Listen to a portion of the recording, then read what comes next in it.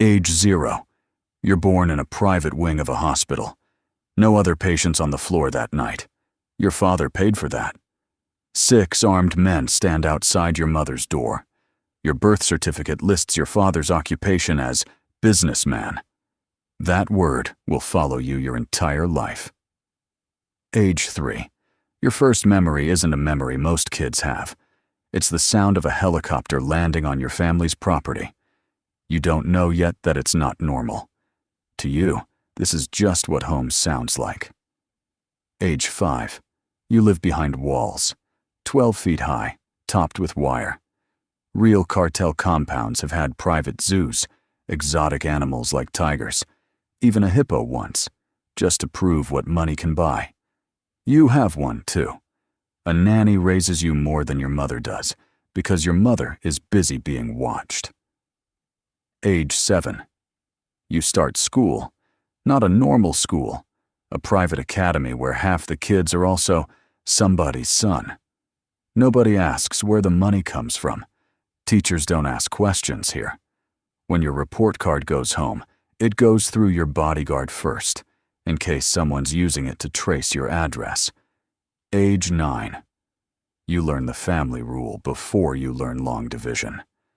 Never say your father's real job out loud. Not to friends, not to teachers, not in your sleep.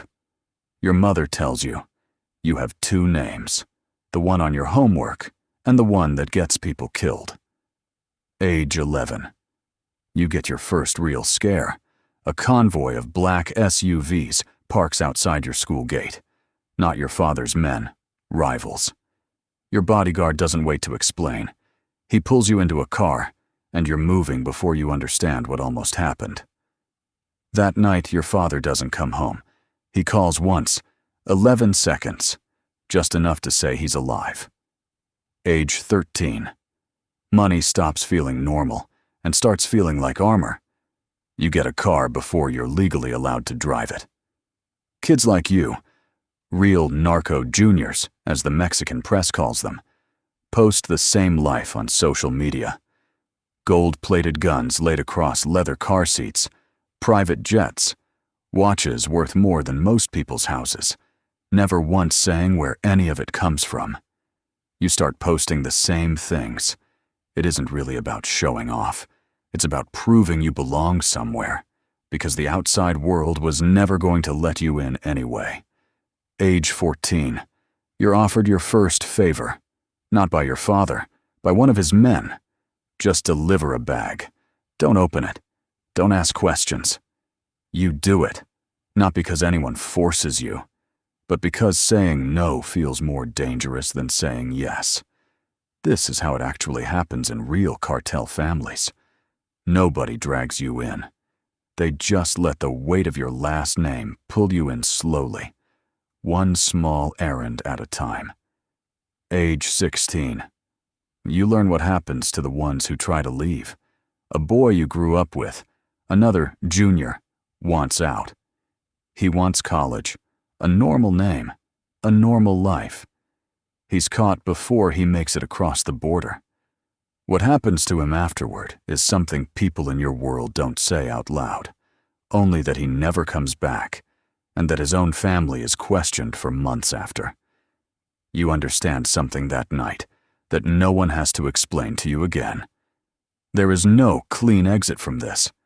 You're in for life, or you're in until you're gone. Age 18. You're given a choice that isn't really a choice. Leave. Go to university somewhere far away, build a new name, and never come back. Or stay. Almost nobody leaves.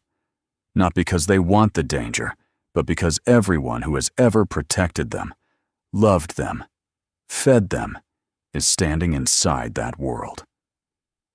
Walking away doesn't just mean losing money. It means losing every person you've ever trusted. Age 21. You step in. Maybe you don't carry a gun. Maybe you're the smart one, so they hand you the numbers instead. You learn to move money through restaurants, car washes, construction companies your family quietly owns. At parties, you tell people you're in imports. Nobody in your world ever asks a second question, because everyone here is hiding something too. Age 24. You understand your inheritance for what it really is. It was never the house, or the cars, or the private school. It was fear. Loyalty. A target that existed on your back before you could even talk. Every raid, every rival's grudge, every prosecutor's case file has a line with your name on it, even if you've never once pulled a trigger. Age 28. The empire shifts. Maybe your father is arrested. Maybe a rival gets to him first. Either way, somebody expects you to step up. A cousin, a nephew, you. The business has never once died with one man. It just changes hands the way it changed hands to your father, and to his father, before that. The reality nobody tells you. You spend your entire life being told this was a gift. The house, the school, the bodyguards. But nobody ever asked if you wanted it. You were handed a name that opens every door in your world and paints a target on your back in the exact same breath. And right now, in a hospital wing somewhere, with 6 armed men standing outside the door, another child is being born into the exact same inheritance.